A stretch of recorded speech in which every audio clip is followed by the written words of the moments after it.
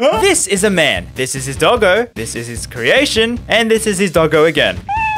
So growing up, I played all the usual games like Pokemon and, wait, what other games did I play? Oh yeah, Wright Ace Attorney. A game that was recommended to me by someone, and because DS games cost so much down here, I bought it very legit and tried it out. And hey, they're pretty big. I mean, it's really good. I even remember thinking this game was so fun I couldn't stop talking about it. The lawyer crime solving game. And my parents were like, maybe we could try it too? Then I got to this and shut up about it for a long time. But not today. Here I want to say why this game is part of my favorite franchise ever, and not because you get to cross-examine a parrot. It was you who killed Mrs. Asher in the pantry with a candlestick. I didn't do it. So the game stars Wright, who is always wrong, as he is an amateur defense attorney. Yes, this game is about a lawyer and how he defends wrongly accused weirdos in an interesting justice system. And my goodness, this was so amazing at teaching me law. It made me want to be a lawyer. The bar exam was too tough. So it's a point-and-click adventure game where half of it you're doing the whole courtroom trial thing, protecting people, like this dude called Larry Butts. And when something smells, it's usually the Harry Butts. That's exactly what it means. Larry here is accused of murder, and hang on, wait. The literal opening of the game, they showed the murderer. This dude. So arrest him, please. Or arrest me instead. So this is Mia Fey, your teacher of the law, because you kinda suck at that right now. She gives you some prep talk and straight into the first trial you go, with this guy as the prosecutor. Ooh. And the judge being the judge. He's pretty funny. So the prosecution claims that our Butts killed his girlfriend with this thinker statue, and the star witness who saw the crime is this dude. Hang on, it's the murderer. So the thing a lot of the cases will do is that they actually show you the murderer, yet the thrill of the game is trying to get your client not guilty because you know they are. But the game throws so many twists and turns every single case, you can never predict how they will turn out. I mean, seriously, a frickin' parrot. So in the court cases, the prosecutor will bring in someone like a detective or witness. They give their statement of events, and you as the defense have to cross-examine them, finding holes in their words. I mean, there's one right there. Now in each sentence, you can press them for more info or present evidence you have that contradicts what they say. And when you get it right, they move on to more funny things, or wrong and you lose a little of your health bar. And when you lose all of it, your client is found guilty. I mean, it's kind of amusing that losing this game doesn't mean you're dead, but your client goes to jail forever. Okay, maybe it's not that funny. Anyway, this means paying close attention to the case and what they say, ignoring all the fluff, because pressing the wrong statements kinda doesn't get you anywhere. I mean, I want the truth, damn it, I don't want to hear about your life story. And if you just use 15% of your brain instead of the usual 12%, and just a little bit of bluffing, you pull the biggest objection ever. The music kicks in and it's so great. Ah, you and your objections and your evidence, just who do you think you are? I'm Wright, sucker!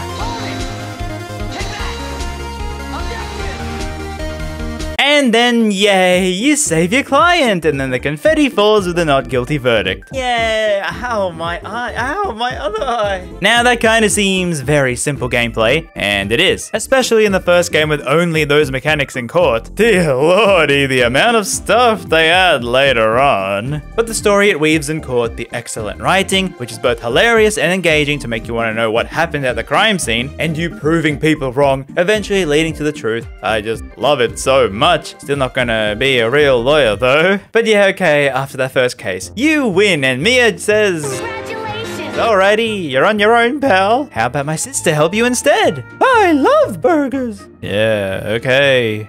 Sure, kiddo.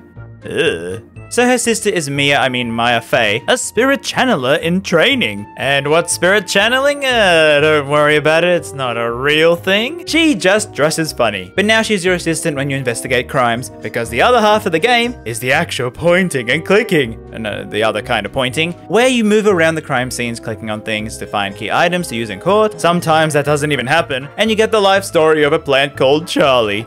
Or then the best discussion on whether this is a step ladder or a ladder. Tell tell me in the comments which it is. I personally think it's a stepladder, okay? My mind is very narrow. So in case 3, you gotta defend this lion dude from killing someone, and yeah, it's okay. But I think that becomes apparent in all the AA games, especially this one. The third case kinda is the least favorite every time. I mean, there's just so much backtracking, and why does this guy say LeMayo, and why won't she stop talking, please? Oh, but hey, at least Edgeworth is here. So this is our main rival prosecutor, if you couldn't tell from the color scheming, and he just hates criminals, but then he might be a criminal, but then he has unnecessary feelings for a lawyer wearing a tight blue suit. And then bam, he updates the dag autopsy report. Curse you, Edgeworth! But yeah, don't write off the game when you get to that third case, because the ending of the whole thing is so amazing with the finale, often combining everything in the previous cases up to that point. And you feel so good when you're up against this smart Alec. He was number 1. But yeah, it builds up throughout the game. You can't just jump randomly into case 5, where your assistant suddenly becomes smarter. It just won't make any sense. But yeah, not all things are perfect, amazing wow in the first game. I mean, it is the first game. Quite a few times, Deus Ex Machina things appear, and a little too conveniently, like a plot-changing earthquake, or a character just showing up in the most random place. Like seriously, what are you doing here on the fishing boat? But the game is still extremely amazing and so tight-knit. However, you may notice something wrong with the visuals, and it's quite horrifying. So this is the Trilogy Remaster, which has the first 3 games, and they actually remade the visuals and some translation and UI fixes to make it more clean and modern. And yeah, I like it most of the time. It actually wasn't bad playing it after all those years with the DS sprites, but I mean some of the new ones. I mean, maybe it just looked better on a smushed small screen. However, you then have little things, especially on the PC, where the mouse scroll wheel won't remember where your cursor is, making you pick the wrong thing, or the game somehow has Japanese in the application title, yet they bother to translate it to multiple languages, but then at the same time, still no physical copy. Where's my physical copy, Capcom? Where's my physical copy? And then, I mean, if the game is so modern now, why isn't there a transcript of the text? Most other games like this have it, seeing what dialogue you missed. So yeah, I can understand if you want to try out the game on the DS instead, with your totally legit copy. But no matter where you get it on all the consoles and things, please do not watch the anime first. I beg of you, please. It scarred me for life.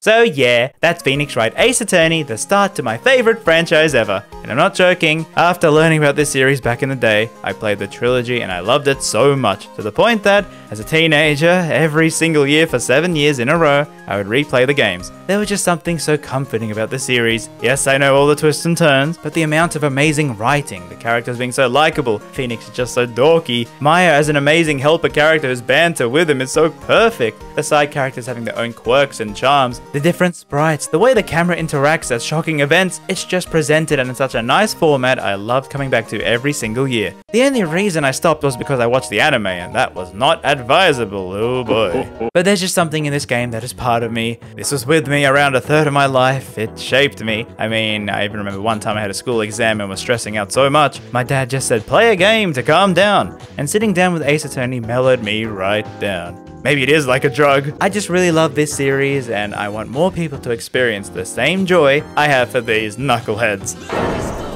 And well, the first one done. That means I ain't stuffing, so you better like and subscribe for more, because up next we got a prosecutor whipping Phoenix in public. It's more likely than you think. I mean, don't you agree on that, Miss April May? You what?